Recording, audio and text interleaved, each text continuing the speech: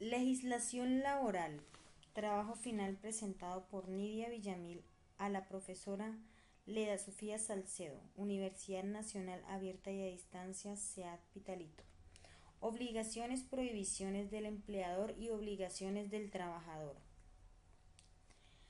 En estas diapositivas veremos el impacto que el derecho laboral puede tener en situaciones como el acoso laboral, así como todo lo relacionado con el régimen prestacional colombiano y reglas que establece el sistema de seguridad social en salud a través del acceso de todos los ciudadanos a la pensión, salud, protección laboral ante riesgos laborales. Cada vez que usted vincule como empleador a un trabajador, se debe afiliar al Sistema General de Pensiones, Sistema General de Seguridad Social en Salud, Sistema de Riesgos Profesionales para garantizar el cubrimiento de los eventos derivados de riesgos ocupacionales o de trabajo, afiliación a la Caja de Compensación Familiar. Firmar el contrato de trabajo y entregar una copia del contrato al trabajador. Abrir una carpeta con la hoja de vida del trabajador. Estas son las obligaciones que tiene el empleador en Colombia. El Código Sustantivo de Trabajo establece las obligaciones generales que tienen las partes e intervienen en un contrato de trabajo. A continuación tenemos otras obligaciones que les corresponden al empleador.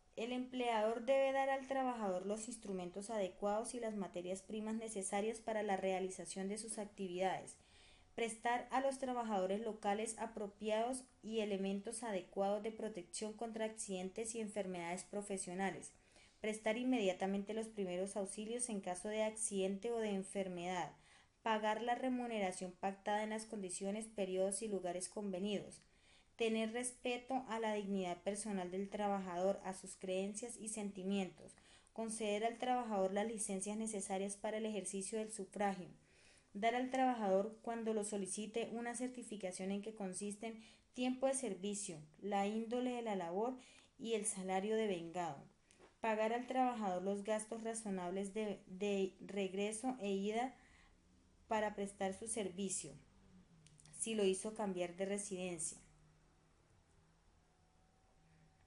Prohibiciones que tiene el empleador. Aceptar dinero del trabajador para que éste se le admita en el trabajo o por motivo que se refiere a condiciones de éste. Limitar o presionar a los trabajadores en el ejercicio de su derecho de asociación. Autorizar cualquier acto que vulnere o restrinja los derechos de los trabajadores que ofenda su dignidad. Respeto a los salarios. Puede hacerse deducciones, retenciones o compensaciones de acuerdo a los artículos del Código Sustantivo de Trabajo. Imponer a los trabajadores obligaciones de carácter político o religioso. Hacer, autorizar o tolerar propaganda política en los sitios de trabajo. Hacer o permitir todo género de rifas, colectas o suscripciones en los mismos sitios. Obligaciones del trabajador. Debe acatar y cumplir las órdenes e instrucciones que de modo particular la impactan el empleador o de sus representantes. No comunicar con terceros, salvo la autorización expresa, las informaciones que tengan sobre su trabajo, especialmente que sean de naturaleza reservada. Conservar y restituir en buen estado los instrumentos y útiles que le han facilitado y las materias primas sobrantes. Guardar rigurosamente la moral en relaciones con sus superiores y compañeros. Otras obligaciones que tiene el trabajador es decirle al empleador las observaciones que estime conducentes y para evitarle daños y perjuicios. Prestar la colaboración posible en caso de siniestro o de riesgo inminente que afecte o amenace en las personas o cosas de la empresa o establecimientos.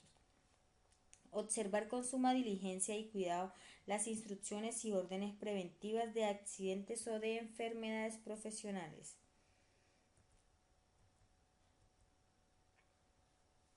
Otras prohibiciones que tiene el trabajador son sustraer de la fábrica o taller o establecimiento los útiles de trabajo y las materias primas o productos elaborados sin permiso del empleador. En este caso, el trabajador no debe obtener los elementos que tiene allá, los que él mismo maneja, y llevárselos para casa o sacarlos como prestados está rotundamente prohibido. Tampoco se debe presentar en estado de embriaguez o de pronto que esté usando narcóticos o drogas, estén bajo este tipo de drogas, tampoco se puede. Conservar armas de cualquier clase en el sitio de trabajador a expedición de las que con autorización legal pueden llevar, como por ejemplo tenemos los celadores, los policías o personas que trabajan en sí con este tipo de armas. Faltar al trabajo sin justa causa de impedimento sin permiso del empleador.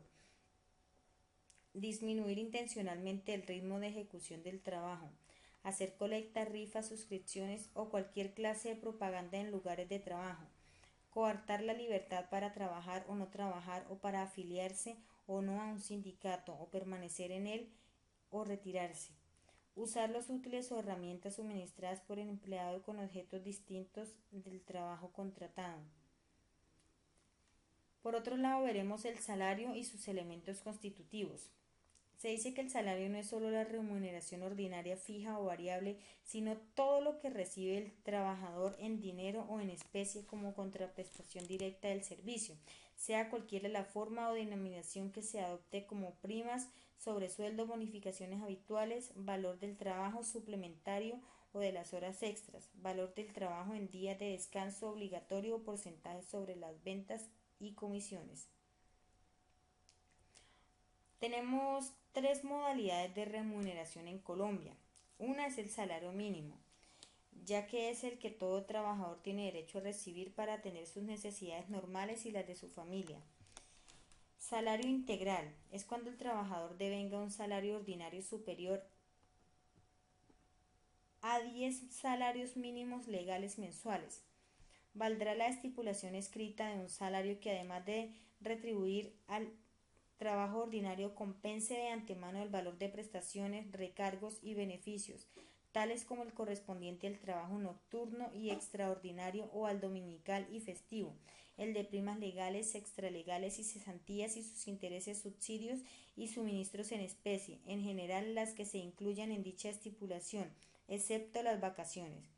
Salario en especie. Constituye salario en especie toda aquella parte de la remuneración ordinaria y permanente que reciba el trabajador como contraprestación directa del servicio, tales como alimentación, habitación o vestuario que el empleador suministra al trabajador o a su familia. Tenemos algunos factores de valoración salarial, las cuales son criterios orientados obligatorios para el empleador en materia salarial o de remuneración.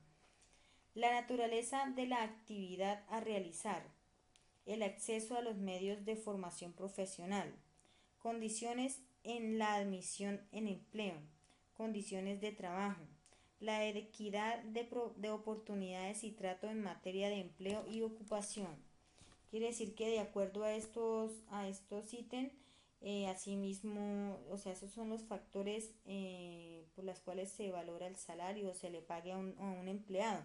Por ejemplo, no es lo mismo pagarle a un empleado que sea técnico, tecnológico, que pagarle a un empleado profesional. Asimismo varía su salario.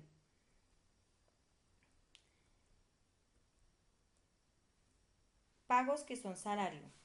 Constituye salario no solo remuneración ordinaria fija o variable, sino todo lo que recibe el trabajador en dinero y en especie como contraprestación directa del servicio.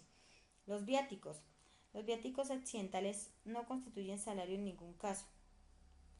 Respecto de los viáticos permanentes, solo constituyen salario los pagos destinados a proporcionar al trabajador manutención y alojamiento, pero no los que tengan por finalidad proporcionar al trabajador los medios de transporte y gastos de representación.